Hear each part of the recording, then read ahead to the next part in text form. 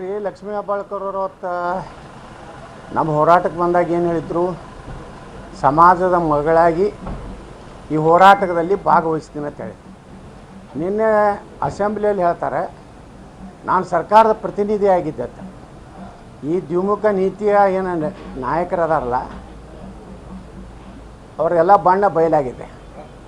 ಕಾಂಗ್ರೆಸ್ನಲ್ಲಿ ರಾಜೀವ್ ಕಾಗೆ, ಬಾಬಾ ಸಾಹೇಬ್ ಪಾಟೀಲ್ರು ಕೆಲವೊಂದು ಮಂದಿನ ಬಿಟ್ಟರೆ, ಅದರಲ್ಲಿ ವಿಶೇಷವಾಗಿ ಕೆಲವೊಬ್ಬರಂತರೂ ಸಮಾಜದ ವಿರುದ್ಧ ಮತ್ತು ಷಡ್ಯಂತ್ರ ಮಾಡಿದ್ರು ಅನ್ನುವಂಥದ್ದು ಏನು ಹೇಳಿದ್ದಾರೆ. ಈಗ ಅವರು ಏನೋ ಮಂತ್ರಿ ಆಗಬೇಕನ್ನೋದು ದುರಾಶೆಯಿಂದ ಸಮುದಾಯವನ್ನು ಅಪಮಾನ ಮಾಡಿದ್ದಾರೆ. 2028ಕ್ಕಿದೆ ಅವ್ರದ್ದು. ಅವ್ರಿಗೇನು ಬುದ್ಧಿ ಕಲಿಸ್ಬೇಕು, ರಾಜ್ಯದ ಜನನೂ ಕಲಿಸ್ತಾರೆ, ನಮ್ಮ ಸಮುದಾಯನೂ ಸಹಿತ ಅವ್ರಿಗೆ ತಕ್ಕ ಪಾಠ ಕಲಿಸ್ತಾರೆ. ಈ ಒಂದು ವಿಚಾರದಲ್ಲಿ ಎಲ್ಲರೂ ಒಗ್ಗಟ್ಟಾಗಿ ಮಾತಾಡ್ತಿದ್ವಿ. ಬಿಜೆಪಿ ಅವಧಿ ಒಳಗೆ ಕೊಡ್ಬೋದಿತ್ತಲ್ಲ ಇಷ್ಟೆಲ್ಲ ಮಾತಾಡೋದು ಕೊಟ್ಟಿವಲ್ರಿ ನಾವು 2D ಕೊಟ್ಟಿವ್ರಿ. ಬರೀ ಪಂಚಮಸಾಲಿಗಳಲ್ಲಿ ನಿನ್ನೆ ಹೇಳಿಲ್ಲ ನಾನು ಅಸೆಂಬ್ಲಿಯಲ್ಲಿ 40 ಜಾತಿಗಳು ಕೂಡಿ 7% ಕೊಟ್ಟಿವಿ. 15%ನಾಗ 104 ಜಾತಿ ಅದಾವೆ 2Aದಾಗ. 2Cದಾಗ ಒಕ್ಕಲಿಗ ಸಮುದಾಯದ ಎಲ್ಲ ಉಪಜಾತಿಗಳದಾವೆ.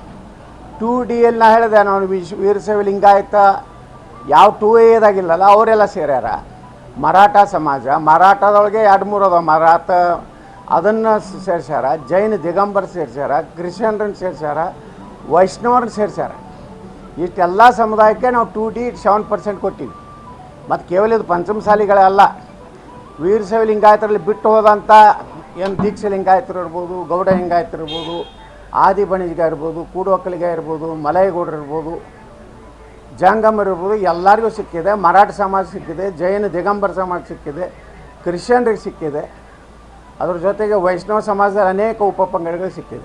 40 ಕಮ್ಯುನಿಟಿ ಕೂಡಿ 7%, 104 ಕಮ್ಯುನಿಟಿ ಕೂಡಿ 15% 2A ಇದೆ. ಮತ್ತು 6% ಒಕ್ಕಲಿಗರು ಕೊಟ್ಟಾರೆ, 7% ನಮ್ಗೆ ಕೊಟ್ಟಾರೆ. ನಾವೇ ಕೊಟ್ಟಾರೆ. ಈಗ ಸುಪ್ರೀಂ ಕೋರ್ಟ್ನಲ್ಲಿ ಏನು ಮುಖ್ಯಮಂತ್ರಿಗಳು ತಪ್ಪು ಸಂದೇಶನ ಮಾಹಿತಿ ಕೊಡ್ತಾ ಇದ್ದಾರೆ. ಸುಪ್ರೀಂ ಕೋರ್ಟ್ನಲ್ಲಿ ನಮ್ಮ ಬೊಮ್ಮಾಯಿ ಸರ್ಕಾರ ಇದ್ದಾಗ ನಾವು ಇದನ್ನು ಇಂಪ್ಲಿಮೆಂಟ್ ಎಲ್ಲಿವರೆಗೆ ಅಂದರೆ ನೆಕ್ಸ್ಟ್ ಹೀರಿಂಗ್ವರೆಗೆ ನಾವಲ್ಲಿ ಅಫಿಡೇಟ್ ಕೊಟ್ಟಿಲ್ಲ, ಬರೀ ಸ್ಟೇಟ್ಮೆಂಟ್ ಮಾಡ್ಯಾರ. ಅವತ್ತಿನ ಏನು ಸಾಲಿಸಿಟರ್ ಜನರಲ್ ಇದ್ದರು ಮುಕುಲ್ ರೋಹ್ಟಗಿ ಅವರು, ಅಲ್ಲಿ ಏನು ಹೇಳ್ಯಾರ ಸುಪ್ರೀಂ ಕೋರ್ಟಿಗೆ ಅಂದರೆ ನೆಕ್ಸ್ಟ್ ಹೀರಿಂಗ್ ಏನಿದೆ ಅಲ್ಲಿವರೆಗೆ ನಾವು ಇದನ್ನು ಇಂಪ್ಲಿಮೆಂಟ್ ಮಾಡೋದಿಲ್ಲ. ಅಂದ್ರೆ ಪೂರ್ಣವಾಗಿ ನಾವು ಮಾಡೋದಿಲ್ಲ ಅನ್ನೋಂಥದ್ದು ಅರ್ಥ ಅಲ್ಲ. ನಮ್ಮ ಸರ್ಕಾರ ಹೋಯ್ತವಾಗ ಏಪ್ರಿಲ್ದಾಗ ಕಾಂಗ್ರೆಸ್ ಸರ್ಕಾರ ಬಂತು. ಕಾಂಗ್ರೆಸ್ ಸರ್ಕಾರ ಬಂದ ಮ್ಯಾಗ ಇಲ್ಲಿವರೆಗೂ ಆ ಸುಪ್ರೀಂ ಕೋರ್ಟಿನಲ್ಲಿರುವಂಥ ಏನು ಸ್ಟೇ ಕೊಟ್ಟ ಅಂಜುಮನೆ ಇಸ್ಲಾಂ ಹುಬ್ಬಳ್ಳಿ ಧಾರವಾಡದ ಒಬ್ಬ ವ್ಯಕ್ತಿ, ಅದು ಕಾಂಗ್ರೆಸ್ಸಿನ ಕಾರ್ಯಕರ್ತ PIL ತಂದಾನೆ. ಈಗ ಅವ್ರಿಗೆ ನಿಜವಾಗಿ ಕೊಡಬೇಕಾಗಿತ್ತು, ಅದು ಕೊಡ್ತಿದ್ರು. ಆದರೆ ನಿನ್ನೆ ವಿಧಾನ ಪರಿಷತ್ನಲ್ಲಿ ಹೇಳಿಬಿಟ್ಟಾರೆ ಸಿದ್ದರಾಮಯ್ಯನವರು, ಅವರು ಸಂವಿಧಾನ ವಿರುದ್ಧ ಮುಸ್ಲಿಮರಿಗೆ ಕೊಟ್ಟಾರೆ. ಈಗ ಸುಪ್ರೀಂ ಕೋರ್ಟ್ನಾಗೇ ಮೊನ್ನೆ ಒಂದು ಅಬ್ಸರ್ವೇಷನ್ ಆಗೈತೆ, ಮುಸ್ಲಿಮರಿಗೆ ಸಂವಿಧಾನಾತ್ಮಕವಾಗಿ ಮೀಸಲಾತಿ ಕೊಡಕ್ಕೆ ಬರೋದಿಲ್ಲ. ಡಾಕ್ಟರ್ ಬಾಬಾ ಸಾಹೇಬ್ ಅಂಬೇಡ್ಕರ್ ಅವರ ಸಂವಿಧಾನ ಪ್ರಕಾರ ಅದು ನಿಶ್ಚಿತವಾಗಿಯೂ ಈ ದೇಶದಲ್ಲಿ ಎಲ್ಲೆಲ್ಲಿ ಕೊಟ್ಟಾರಲ್ಲ ಎಲ್ಲ ರಿಜೆಕ್ಟ್ ಆಗ್ಯಾವ. ಪಶ್ಚಿಮ ಬಂಗಾಳ ಮೊನ್ನೆ ಚಿಮಾರಿ ಹಾಕ್ಯಾರ, ಹಿಂದೆ ಆಂಧ್ರದ ಹೈಕೋರ್ಟ್ನವ್ರು ಚಿಮಾರಿ ಹಾಕ್ಯಾರ ಅಲ್ಲಿ ಸರ್ಕಾರಕ್ಕೆ, ರಾಜಶೇಖರ ರೆಡ್ಡಿ ಸರ್ಕಾರಕ್ಕೆ. ಸುಪ್ರೀಂ ಕೋರ್ಟ್ನಲ್ಲಿ ಮೊನ್ನೆ ಅಬ್ಸರ್ವೇಷನ್ ಮಾಡ್ಯಾರ, ಇನ್ನು ಕೆಲವೊಂದು ದಿವಸನಾಗ ಮುಸ್ಲಿಂ ರಿಸರ್ವೇಷನ್ ಕೊಡ್ಲಿಕ್ಕೆ ಬರೋದಿಲ್ಲ ಅಂತೇಳಿ ರಿಜೆಕ್ಟ್ ಆದರೆ ನಮ್ಮ 2CD ಏನು ಕೊಟ್ಟು ಅದು ಅಪಾಯಿಂಟ್ ಆಗ್ತದೆ. ಸರ್, ಈಗ ನೀವು ಅಟ್ಲೀಸ್ಟ್ 2D ಕೊಡುವಂಥದ್ದು ಪ್ರಯತ್ನ ಮಾಡಿದ್ರಿ. ಸರ್ಕಾರ ಬಂದು 2 ವರ್ಷ ಆಗಕ್ಕೆ ಬಂತು. ಮೇಡಮ್ ಅವ್ರ ಈ ಬಗ್ಗೆ ಏನು? ಮೇಡಮ್ ಅವರು ಮಂತ್ರಿ ಆಗ್ಯಾರ, ಸಾಕಲ್ಲ ಅವರು ಜೀವನ ಸಾರ್ಥಕ ಆಗೈತೆ ಅವ್ರದ್ದು. ಅವಾಗೆಲ್ಲ ಭಾಳ ಸ್ಟೇಜ್ ಮ್ಯಾಗ ಭಾಷಣ ಹೊಡಿತಿದ್ರು, ಪ್ರಾಣ ಕೊಡ್ತೀನಿ, ನನ್ನ ಸರ್ಕಾರ ಬಂದ್ರೆ ಅರ್ಧ ಗಂಟೆ ಒಳಗೆ ಕೊಡಿಸ್ಬಿಡ್ತೀನಿ ಅಂತ ಹೇಳ್ತಿದ್ರು ಮೇಡಮ್ ಅವರು. ಇನ್ನೊಬ್ಬ ಒಂದಿಬ್ಬರು ಅದಾರಲ್ಲ ನಾಯಕರುಗಳು 2Aನೇ ಕೊಡಿಸ್ತೀನಿ ಅಂತಾರೆ ಅವ್ರು. 2A ಕೊಡ್ಲಿಕ್ಕೆ ಬರೋದಿಲ್ಲ. ಅಲ್ಲಿರೋ 104 ಸಮುದಾಯಗಳಿಗೆ ನಾವು ಯಾಕೆ ಅನ್ಯಾಯ ಮಾಡ್ಲಿಕ್ಕೆ ಹೋಗ್ರಿ? ನಮ್ಮ ಸಪ್ರೇಟೇ 2D ಅಂತೇಳಿ ಕೊಟ್ಟಾರೆ ನಮ್ಮ BJP ಸರ್ಕಾರ ಇದ್ದಾಗ. 2C ಅಂತೇಳಿ ಒಕ್ಕಲಿಗ ಸಮುದಾಯಕ್ಕೆ 4% ಏನು ಮುಸ್ಲಿಂ ರಿಸರ್ವೇಷನ್ ಕೊಟ್ಟಿದ್ದರು, ಅದು ಅಸಂವಿಧಾನಿಕ ಇದೆ. ಅದನ್ನೇ ನಾವು ಚಾಲೆಂಜ್ ಮಾಡ್ತೀವಿ. ಸಿದ್ದರಾಮಯ್ಯನ ಕೊಡೋದು ಬೇಡ ನಮಗೆ, ಸುಪ್ರೀಂ ಕೋರ್ಟ್ನಿಂದನೇ ನಾವು ಚಾಲೆಂಜ್ ಮಾಡ್ತೀವಿ. ಅದನ್ನು ರದ್ದುಪಡಿಸಿ ಎಲ್ಲ ನಮ್ಮ ಮರಾಠ ಸಮಾಜ, ಜೈನ್ ಸಮಾಜ, ಯಾವ್ಯಾವ ಸಮುದಾಯಗಳು ಬಿಟ್ಟು ಹೋಗ್ಯಾವಲ್ಲ ಅವಕ್ಕೆಲ್ಲಕ್ಕೂ ನಾವು ರಿಸರ್ವೇಷನ್ ನಮ್ದು ಏನು 7% ಕೊಟ್ಟಿವಿ ಅದನ್ನು ಸುಪ್ರೀಂ ಕೋರ್ಟಿನಲ್ಲೇ ಮಾನ್ಯತೆ ಮಾಡುವಂಥ ಕೆಲಸಕ್ಕೆ ನಾವು ಪ್ರಾರಂಭ ಮಾಡ್ತೀವಿ. ಇನ್ನು ಮುಂದೆ ಸಿದ್ದರಾಮಯ್ಯನ ಮುಂದೆ ನಾವು ಯಾವುದೇ ನಮ್ಮ ಮೀಸಲಾತಿ ಸಲುವಾಗಿ ಅವ್ರ ಬಳಿ ಹೋಗೋದಿಲ್ಲ. ಹೋರಾಟ ವಿಚಾರದಲ್ಲಿ ಬಿಜೆಪಿ ಮನೆ ಒಂದು 3 ಬಾಗಿಲಲ್ಲ 100 ಏನು ಯಾವ 3 ಬಾಗಿಲು ಒಂದೇ ಬಾಗಿಲು ಐತಿ. ನೀವು ಹೊಡಿತೀರಿ, ನಿಮಗೆ ಹೆಂಗೆ ಬೇಕು ಹಂಗೆ ಹೊಡಿತೀರಿ ಮಾಧ್ಯಮದವ್ರು. ಪ್ರಿಯಾಂಕಾ ಖರ್ಗೆ ಸುಡುಗಾಡತ್ರು. ಪ್ರಿಯಾಂಕಾ ಖರ್ಗೆ ಯಾರು ರಜಾಕರು ಬ್ರಾಹ್ಮಣರ ಹತ್ರ ಹೇಳು ಮನುಷ್ಯ ಅದಾನ, ಅವನ ಬಗ್ಗೆ ಏನು ಹೇಳ್ತೀರಿ? ಯಾರು ರಜಾಕರು ಯಾರಪ್ಪ ಅವರು? ಸರ್ RSS ಕಚೇರಿ ಮತ್ತು ಕೇಶವ ಕೃಪಾದಿಂದ ತಂದು ಸದನ ನಡೆಸಿದವರು ಅವ್ರು ಏನು ಮಾತಾಡ್ತಾರೆ? ಕಾಗೇರಿ ಅವರು ಸ್ಪೀಕರ್ ಇದ್ದಾಗ RSS ದವರು ಫೋನ್ ಮಾಡಿದ ಮೇಲೆ ಸದನ ನಡೆದಿತ್ತು. ಕೇಶವ ಕೃಪಾದಿಂದ ಆದೇಶ ಬಂದಿಂದ ಇಲ್ಲಿ ಬಿಲ್ ಇವರು ರಜಾಕರ್ ಆದೇಶ ಬಂದಾಗ ನಡೆಸ್ಯಾರ. ಈಗ ರಜಾಕರ್ ಸರ್ಕಾರ ಐತಿ, ಇವರು ಹಿಂದೂಗಳ ಸರ್ಕಾರ ಐತಾನು. ಹೈದರಾಬಾದ್ ನಿಜಾಮರ ಸರ್ಕಾರ ಇದ್ದಂಗೆ ಐತಿ. ಇಲ್ಲಿ ರಜಾಕರ್ ಯಾವ ಜಾತಿಯವ್ರು ಅಂತ ಹೇಳಿದ್ರೆ ಪ್ರಿಯಾಂಕಾ ಖರ್ಗೆ ಹೇಳ್ರಿ ನೀವು ಪತ್ರಕರ್ತರು. ರಜಾಕರು ಮುಸಲ್ಮಾನರಲ್ಲ, ಹಂಗಾದ್ರೆ ಏನು ಬ್ರಾಹ್ಮಣರು, ಮರಾಠವೋ, ಲಿಂಗಾಯತರು, ಏನು ಒಕ್ಕಲಿಗರು? ಇಂಥ ಮನುಷ್ಯಗೆ ನಾವು ಉತ್ತರ ಕೊಟ್ಕೊತ ಕೂತ್ರೆ ಸುಮ್ಮನೆ RSS ಬೈದೋದೊಂದು ಪ್ಯಾಷನ್ ಆಗೈತೆ. RSSನ ಧೂಳಿ ಆಗೋದಿಲ್ಲ ಇವರು.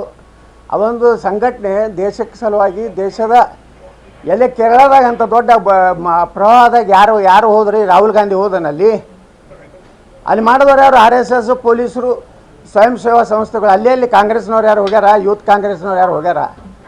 ಅದಕ್ಕೆ ಇವ್ರಿಗೇನೂ ನೈತಿಕತೆ ಇಲ್ಲ.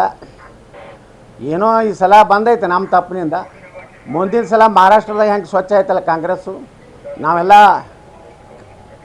ಬಟ್ಟೆಂಗೆತೋ ಕಟೆಂಗೆ ಮಾಡ್ತೀವಿ.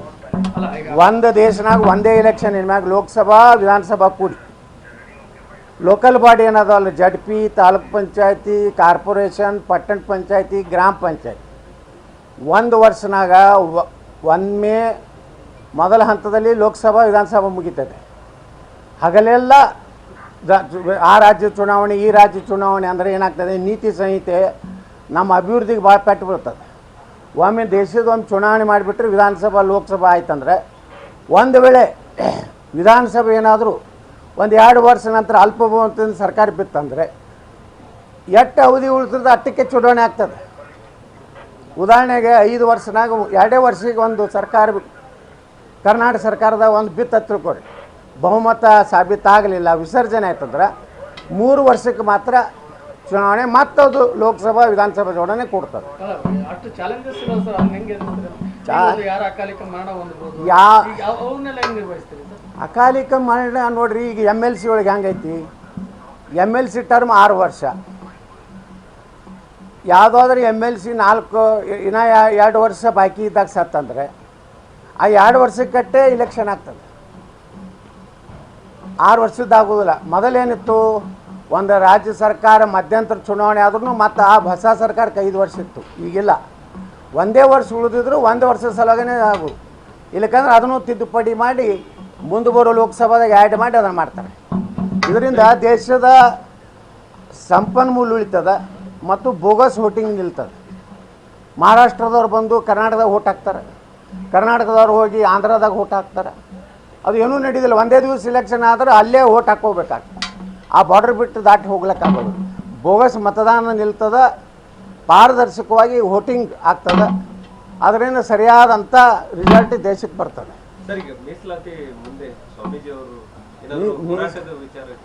ಮೀಸಲಾತಿ ಕೂತು ನಾವು ಚರ್ಚೆ ಮಾಡ್ತೀವಿ, ನೋಡೋಣ. ಇನ್ನಂತೂ ಸಿದ್ದರಾಮಯ್ಯ ಬಳಿ ಹೋಗೋದು ನಮ್ಮ ಅವ್ರ ಮುಂದೆ ಏನು ಪ್ರತಿಭಟನೆ? ನಮ್ಮದೇ ಸಂವಿಧಾನ ಇಲ್ಲ ತರ ನಮಗೆ. ಅಲ್ಲಿ ಸುಪ್ರೀಂ ಕೋರ್ಟಿಗೆ ಕಾನೂನು ಹೋರಾಟ ಮಾಡ್ತೀವಿ. ಯಾವ ಮೀಸಲಾತಿ ಅಸಂವಿಧಾನ ಸುಪ್ರೀಂ ಕೋರ್ಟ್ ಇವತ್ತು ಹೇಳ್ತದೋ ಅದನ್ನು ತೆಗೆದು ಹಾಕಿ ನಮ್ಮ ಹಿಂದೂಗಳಿಗೆ ಕೊಡ್ತೀವಿ.